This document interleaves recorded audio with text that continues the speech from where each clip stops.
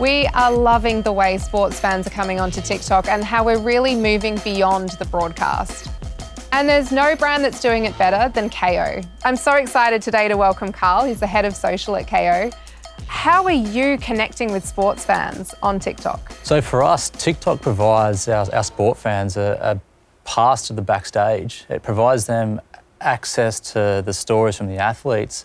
So we really try to embrace that behind the scenes look and feel that comes through with our tone and our banter, and basically kind of empowering our athletes through our channel to tell their story away from the pitch. So it's been really fun and really resonating with that younger and more youthful audience. What have you learned that works really well in that strategy?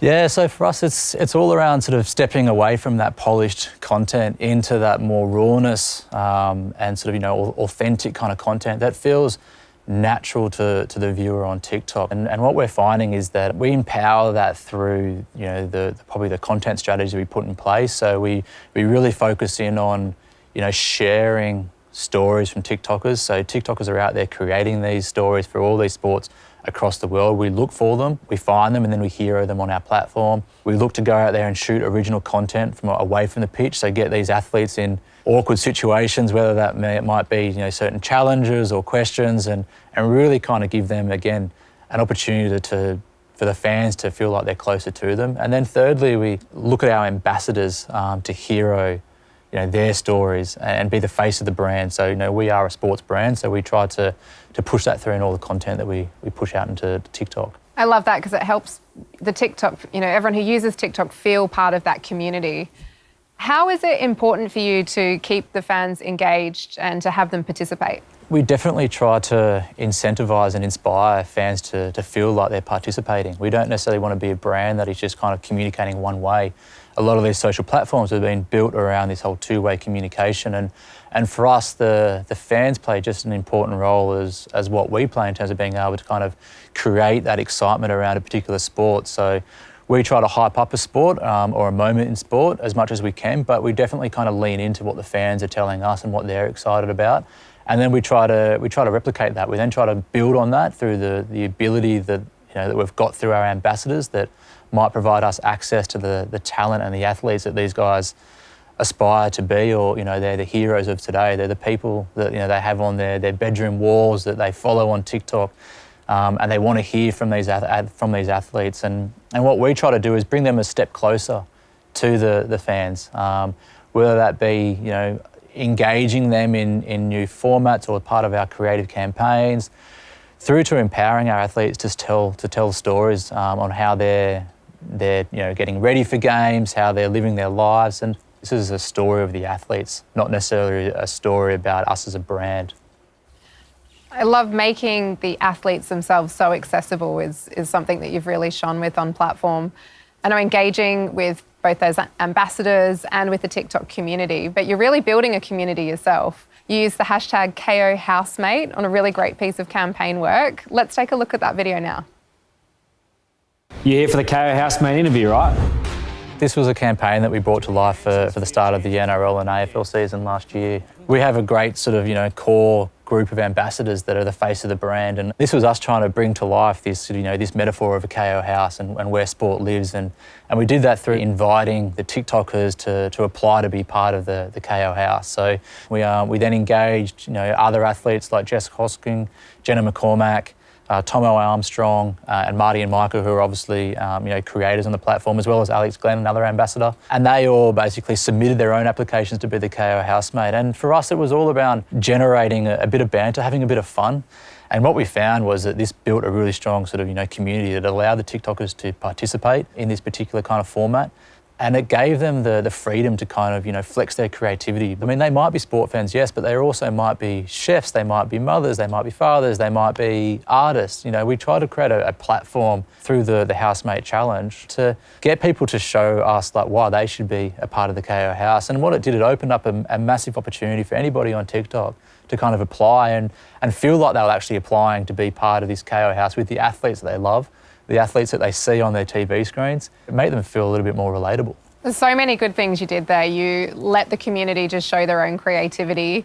You use some of those tools we have around Stitch and Duet. And I mean, who wouldn't want to join the house of KO, that, you know, to be part of that house, right? Yeah, exactly. I mean, you can imagine the conversations that would have gone on in that house. I mean, you've got some great athletes, all very opinionated, all very kind of, you know, very fun and entertaining to be around, a lot of banter, I'm sure. Well, this is a good point, because I know that banter is really important to KO. How do you see that coming to life on TikTok in other ways? Banter to us is all about our tone, and we kind of definitely hone in on how we can create better sports banter within the community. We kind of feel like if we can empower that and we can inspire better conversations and better knowledge with, you know, sport fans, then, you know, we're doing a really good job around, like, you know, building sports as a profile within, you know, already a fanatical, you know, Aussie sports base. And for us on TikTok, it's all around tapping into what's natural to the platform and to the user. When we go out there and we talk about, you know, trying to make it more banter and user friendly, and we put these athletes in, you know, situations when we go out there and film them that are different to what they're used to. You know, they're used to training, they're used to playing. We take them away from that and we still kind of tap into the competitiveness. So an example might be, you know, we do hot chip challenges. We do. Hang on. Yeah. We need to know more about that. So what is the hot chip challenge? Yeah, so we challenge players in pairs. We get them to try to eat these hot chips. They're really, really hot. Takes sort of 10, 15 seconds for it to kick in.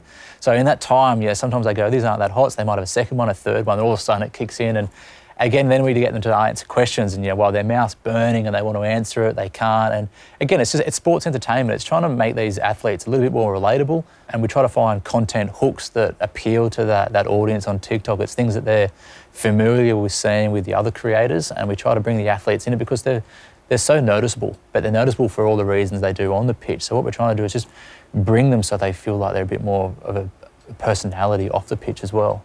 And that's really what we try to do, of kind of breaking the fourth wall and making people feel accessible. I think there's a difference between sports broadcast and sports entertainment. I really feel like sports broadcast, you know, you're leaning back, you're watching it on the big TV, but sports entertainment is what really comes to life on TikTok. How do you differentiate between those two things? Exactly right. I think for us, sports entertainment is the approach we've taken on TikTok. What we're trying to do is just make it feel a little bit more raw, personable, and really feel like we go back to being, you know, behind the scenes, telling the narrative and the story of these athletes away from the performances on the pitch, whether that might be them being at home in their house, the conversations, the banter, the situations they find themselves in.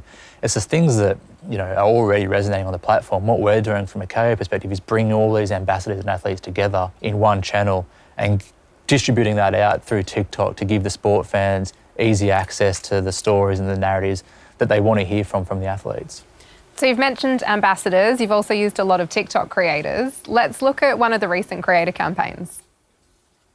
Morning routine with KO Sports. This one here was for our Cricket World Cup that we did for the recent T20 tournament in the UAE. And what we ended up doing was identifying 6 top creators, and we gave them a brief to help us sort of promote and educate the Australian sport fans that the Cricket World Cup's on, and it's on KO, and you can watch it through KO Minis or you can watch the games live. Giving them a really simple kind of clear sort of brief around the messaging, but then basically giving them the creativity to kind of go away and do what they feel best in terms of like what they've already established with the community and the style of content. So this campaign and these creators, they ended up becoming more than just a creator. So if you roll the next video. Excuse me, mate. I've got a show to host. Hi, I'm Sam Fricker, and today we... Sam Fricker, the diver, the Olympic diver. Yeah, the Olympic diver, yeah. So quite... unlikely choice to host a cricket show. Exactly, yeah. What was the thinking there? He's got a really big established audience and he's just natural in front of the camera. He's young, he's energetic, he's passionate.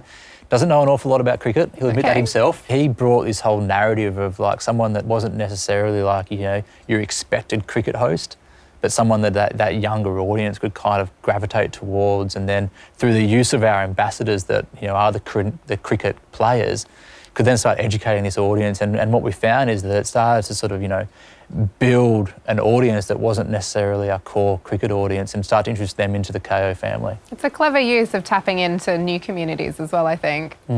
So you've done a lot this year. You've done lots of big things, lots of firsts on TikTok. What are you most excited about for next year? Yeah, I mean, like we're now sort of heading and planning into our winter code launch again, so launching the NRL, AFL, netball launches as well. So we've got some big plans, so I encourage you to stick around, follow KO Sports. and then you'll get to see what we've got lined up with some of the greatest athletes that Australia and New Zealand have got. Always the marketer. Thanks for being on today and sharing everything about sports on TikTok. Thank you.